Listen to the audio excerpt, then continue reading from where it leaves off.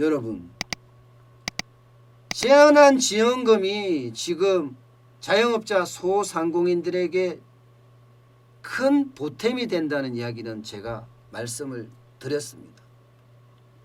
이 사진을 잠깐 보실까요? 이게 어제 저녁 상황입니다. 어제 저녁. 네. 이게 보면 재난지원금이 나오고 나서 많은 사람들이, 그죠? 많은 사람들이 이렇게 늘어졌어요. 뭔가 상황이 좋아진다. 예, 그렇게 이야기를 하는 사람이 굉장히 많아졌습니다. 사실입니다. 실질적으로도 소비 심리가 확실히 개선된 것은 분명해요. 그런데 소비 심리가 개선됐다고는 하나 아직도 한참 멀었다가 답이에요. 최악을 넘어서서 조금 개선됐다는 이야기지 그야말로 인공호흡기를 뗀 수준이라는 거지. 이게 코로나19 이전으로 돌아가서 소비가 왕창 살아나서 내수가 좋아진다는 그런 뜻은 분명 아닙니다. 자, 한국은행이 발표한 자료예요. 5월 소비자 동향 조사 결과, 여기에 보면 소비자 동향 지수가 말입니다. 6개 지수가 다 올랐어요. 6개 지수가. 그중에 표준화한 지수, 소비자 심리 지수는 77.6이었습니다. 전월 대비해서 6.8포인트 상승했어요. 6.8포인트. 코로나19가 많이 발생하기 이전 지난 2월에 96.9였거든요. 96.9. 그리고 나서 3월에 78.4, 4월에 70.8 이렇게 석 달 연속 계속 곤두박질 치다가 이제 겨우 5월에 77.6으로 조금씩 돌아섰다. 이 정도입니다. 이 정도. 긴급 재난지원금이 충분히 역할을 했다고 봐요. 4인 가족 기준으로 보면 100만 원 줬잖아요. 3인 가족 80만 원, 2인 가족 2인 가구 60만 원, 1인 가구 40만 원 다 줬어요. 그러니까 그게 효과를 미쳤다고도 봅니다. 실제 25일 0시 기준으로 보면 행정안전부가 발표한 내용에 2015만 2631가구가 재난지원금을 신청했습니다. 그래서 92.8%가 받아갔습니다. 그러니까 조금 좋아지는 모습은 보인다는 거예요. 실제로 이 소비자 동향조사 6개 지표거든요. 6개 지표가 한꺼번에 이제 포함이 되어 있는데 이 지표를 보면 조금씩 좋아진다는 것은 분명해 보입니다.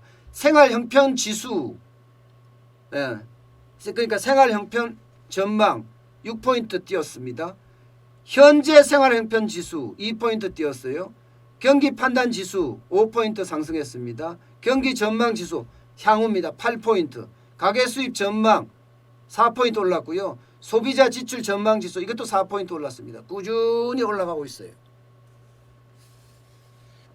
그런데 이게 100의 기준 중에서 이제 77.6이니까 아직 멀었다예요. 아직 멀었다. 예. 문제는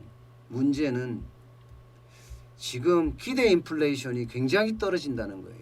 전월 대비해서 0.1포인트 하락했습니다. 그래서 기대 인플레이션이 1.6%예요.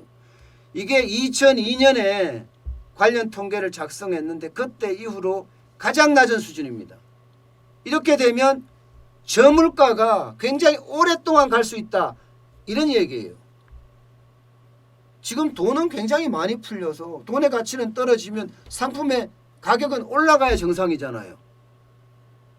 이게 돈이 시중에 많아. 그러면 돈은 많은데 상품은 뭐 그대로 나온다. 그러면 그 상품의 가격은 당연히 올라가는 게 일반적입니다. 그런데 이게 올라가지가 않아요. 오히려 떨어지고 있어요. 이 상품의 가격이. 왜? 소비가 안 일어나기 때문에. 또 사람들은 더 떨어지겠거니 하고 기다리는 거예요. 그럼 어떻게 되겠어요? 더 떨어질 수밖에 없지요. 예. 그러니까 물가는 떨어지고 성장은 또 낮아지고 결국은 저성장 저물가 디플레이션 우려가 있다는 거예요. 디플레이션 우려가.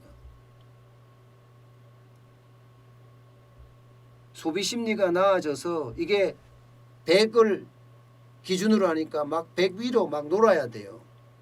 100 위로. 그래야지 이게 소비가 많이 일어난다는 것은 수요가 많이 생긴다는 거잖아요. 수요가 많이 생긴다는 것은요, 상품의 가격이 올라갑니다. 상품의 가격이 올라가면 기업 입장에서는 매출도 늘어날 뿐만 아니라 순이익도 늘어나요. 순이익이 늘어나면 기업은 어떻게 되겠어요? 돈 들어오는 게 많으니까 더 많이 공급을 하고자 설비 투자도 하고 사람도 뽑고 이럴 거예요. 그런데 그 상황이 계속되면 경기는 선순환으로 돌아간다, 이런 상황입니다. 그런데 이게 안 된다는 거죠. 이게. 예. 그래서 인플레이션이 점점 커지게 되면 일본식 장기 불황에 대한 그런 우려 되게 많고요.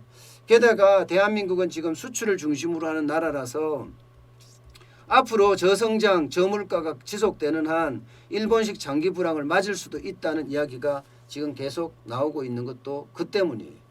그 때문이에요. 저는요, 이게 우리 경제가 내수만 가지고는 절대로 안 되거든요. 예. 우리 경제 규모 자체가 내수에서 5,200만 되는 내수에서 감당하기가 쉽지가 않습니다. 뭐 불가능하다고 봐야 되죠. 아니 무역대국으로 뭐 전 세계 11위, 12위 이익한단 말입니다. 그 정도의 어떤 큰 경제 규모를 가지고 있는 나라가 대한민국이에요. 그런데 내수 가지고 어떻게 할 수가 없습니다. 임시 방편은 될지언정 내수를 통한 성장은 불가능하다고 봐야 돼요. 일반적으로 내수를 통한 성장을 하려면 적어도 인구가 한 1억 명쯤 돼야지 된다고 이야기를 하거든요. 그럼 내수 갖고는 불가능하다. 결국은 수출을 해야 되는데 수출 부분이 지금 계속 어려워지고 있으니까 아마 당분간 진짜 실물 경제의 충격은 만만치 않을 거로 그렇게 예상합니다.